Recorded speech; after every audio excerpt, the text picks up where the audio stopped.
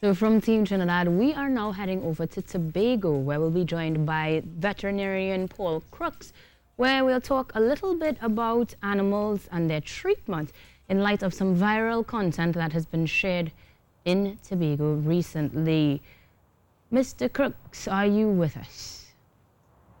Good morning. Yes, I am. Good morning. How are you today? I'm doing well. Unfortunately, what we're talking about is not something that we can feel so great about, but I'm really pleased that you are going to join us and share some of your insight. So first off, for those who haven't seen the visuals that has been shared, could you give us a brief description as to what we were witnessing? Some of us anyways. Okay, so there was a roughly 22-minute video shared on Facebook by a man in Tobago that depicts a number of pit bull and pit mixed dogs attacking and killing what appears to be a patong stray dog. Right. Now, the video is, sorry to just expand on it. The video is very graphic, and I couldn't make past probably the first 30 seconds. You notice that there are these dogs who are holding onto another dog, and they are pulling and biting and holding, and just the thought of it is horrific, but to witness the animal there clearly in pain, clearly suffering, it was just difficult. I can completely empathize with you as a dog owner, but even as someone who doesn't own dogs, any sort of torment or torture to another being could be traumatic. Now, part of the challenge we'd often have is with social media, everything becoming free reign and content. But in this case, some might argue that the person recording might not have intervened because of his safety. Would you be able to dispel any perhaps myths or preconceived notions with this particular breed of dog then, the picked and mixed breed pit bull dogs? All right, so there are two things to address there. First of all, the person who was recording, based on the entire history, was egging on the dogs that were attacking. Right. So he didn't want to intervene. In fact, it was his intention that the dogs kill the other dog. And he was recording it because he was proud that this was happening. Right. So that's one thing. The other thing is that generally dogs display what we call animal aggression or people aggression. So generally, a dog that attacks and kills another dog or attacks and kills a sheep is not going to attack and kill a human being, generally.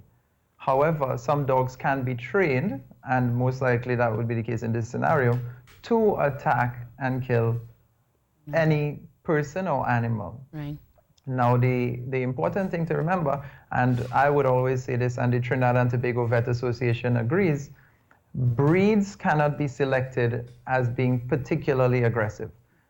What we see is that any dog can display aggressive tendencies. There are certainly some genetic components. And of course, a pit bull has been designed to some extent to be able to bite with a certain biting force and hold with a certain biting force and holding force. So it's sort of designed to do more damage, and the larger the dog, the more damage that the dog can do. Right. But generally, any dog can be aggressive. And we would tell people, if you know your dog is aggressive, to take the precautions, because your patong could be aggressive, your chihuahua could be aggressive. Oh, yes, they can. And of course, your Rottweiler. Definitely. I believe statistically I came across the information that the Chihuahua is probably the most aggressive dog breed just by nature. So yes, we are feeding into the rumors, so to speak. And in this case, what would happen to the gentleman in question, if anything at all? Would there be any action taken against him? Well, I'm hoping so. We've been pursuing the investigation phase of it with the Trinidad and Tobago Police Service here at Scarborough. And we are hoping to make some headway. But of course, there are two issues. One is that the legislation is outdated. And you have a fine of about, I believe it's about $800 per count of animal cruelty. So just from that video, if you wanted to include the owner's dogs as part of the dogs that were being tortured, you could probably get 4 or 5 counts of animal cruelty, which would mean, what, a $4,000 fine maximum. And besides the very paltry sum of money or the very limited punishment on offer, what we also have problems with is the follow-up, the investigation. Right. Because of the history that this owner's sheep may have been killed by dogs, some police officers empathize and they say, oh, well, if his sheep had been killed by dogs, that's perfectly understandable. What he's doing is understandable, and there's no way to justify that video. There's no way to do it. It's above and beyond a cruel, unkind, drawn out, torturous punishment. And so I think there's no question we need more severe legislation, more severe penalties, and we need the police to be able to follow up and actually enforce the law. Right.